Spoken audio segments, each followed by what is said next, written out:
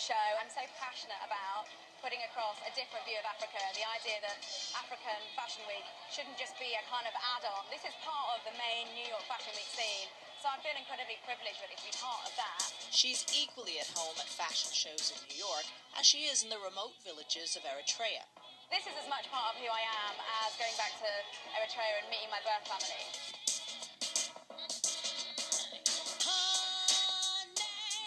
In this week's African Voices, we hear writer Hannah Poole's remarkable story.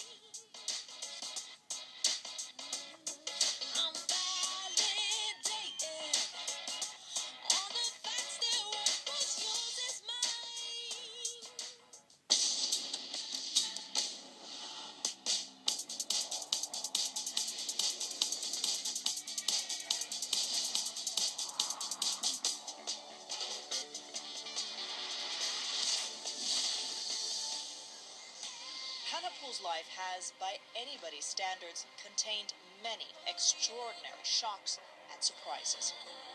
Her far from conventional upbringing became even more confusing when at the age of 19 she discovered that her father, who she had always thought was dead, was alive and well and living in Eritrea.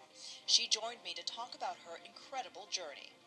You were born in Eritrea, adopted by a British family. You even spent some of your earliest years in Norway.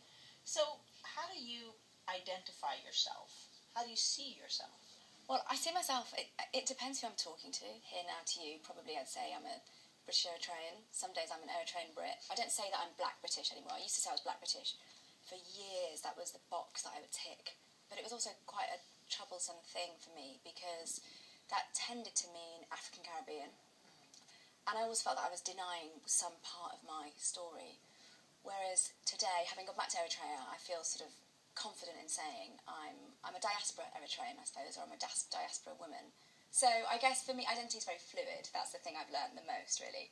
And it's okay to be fluid. And I think the diaspora identity is perhaps the most fluid of all. Tell me a bit about your British family. Describe this family to me. How would you describe, for example, the relationship with your father? So there's my dad, which is my British dad, that's who brought me up, and there's my father in Eritrea. So my dad, he's an academic. Eritrea was his area of specialism or expertise, Eritrea and the Horn of Africa. And so he was married to an American woman, and they were living in Sudan in the 70s. I think it was kind of a left-wing academic sort of community out there. My dad knew a lot of Eritreans who were spending time in Khartoum and then going back to Eritrea. This is during the time of the war with Ethiopia. And so Sudan was a sanctuary in some sense. And as part of this, his wife decided to visit Eritrea. He visited quite a few times before, I think, so she decided to visit. And she was Catholic, and as part of this visit, she decided to go to an orphanage that was run by Catholic nuns, and this was the orphanage that I was in Asmara. And so she basically left the orphanage with me.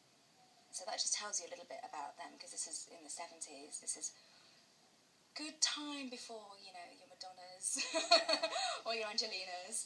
So this was a very kind of left field thing to do then. So that tells you a little bit about what they were like. What did your friends and family in Manchester think about you speaking nothing but Norwegian, and suddenly being in Manchester with your adopted father, your dad? That must have been an incredible mountain to climb, just in terms of the culture shock, the learning a language. What did you make of it? Well, in terms of my friends, I actually I asked my friends when I went back to Manchester when I was doing research for the book. I have one friend who joined my primary school a week before I did, so we were the two new girls. This is when I was 7, just come over from Norway. I went back to her and I said, "What did you think? This little black girl speaking Norwegian, just landing next to you in school." And her reply was, "We just thought you were speaking some strange African language." Which just shows you what kids do with the information they're given. Yeah. And then I have, I think the strangest thing, obviously, for me at that time was that I was used to moving around. I was used to looking different. And now I sounded different as well. And that's all I knew. You know, it wasn't a shock to me when my dad picked me up from school. It was a shock to everybody else. It was a shock to the teachers. I remember we had some incidents, parents' evening, where the parent comes in to find out how the kid's doing, where my dad was given the school report for a completely different child, for a mixed-race child, because they just assumed that he must be the father of that child as opposed to my father. I used to get asked when I was walking down the street holding my dad's hand, people would sometimes check that he wasn't sort of taking me, that he wasn't kidnapping me or doing anything. So there were lots of incidents like that, which actually are just part of my upbringing. It's part of my DNA almost. I'm used to having to explain myself, explain what I'm doing in the room, explain my relationship, whether it's with my dad or my brother or my sister. It must have made you and your father very at the same time, but also very isolating for you. I mean, you were experiencing this in a completely different way, on your own, in a way that your father probably couldn't quite relate to. The hardest thing was perhaps not being able to articulate it. Now I can articulate it and I can look back on those things and see that actually they were difficult. It was difficult for me. There was a stage when, again in my primary school, when I was being bullied, it was racist bullying, and I didn't know what to do, didn't know who to tell, because I felt that if I told my dad, he would either think it was his fault, or that I was somehow, maybe I was wrong, maybe he wouldn't understand.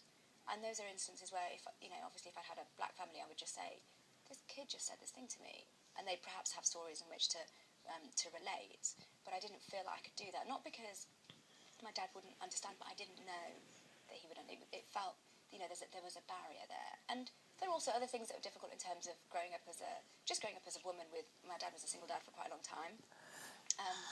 And so, he didn't know how to deal with my hair, for example. Yeah. Hair's always brought up, and, all my skin, moisturising my skin. I was a lot older than I should have been before I discovered cocoa butter, for example. I grew up in Manchester, in the northwest of England, at a time when there weren't very many black people there. And there certainly weren't many in the area that I was in. And so, again, that was difficult. I didn't have role models. I didn't have black friends. And, again, those things are often, it's about what's missing. It's very difficult to describe what's missing when you're a child. But looking back now, I can see that actually that made growing up quite difficult. And so is this the period in which you were starting to associate with that box, the black British box exactly. that you were ticking off? Yeah, I think that's why the black British box, that was the closest thing I could find. And I remember my dad was very proud of his connections with and knowledge of Eritrea. He used to tell me, you're Eritrean, Hannah, you're Eritrean. And I used to kind of say, no, I'm black. I'm just black. I'm not Eritrean, I'm just black. Because, again, that was at a time when it was deeply uncool to be African. So even there were a lot of tensions there when there were. I mean, as I progressed through school, there were more black kids in school, and most of them were from the African Caribbean community. And so, I couldn't. It was very difficult to relate on that basis. Actually, I was bullied by those children, and I was bullied by the white kids, and so it was very difficult to kind of see which box I fit into. After the break, we call in at the offices of African fashion magazine Arise before hearing more of Hannah's story.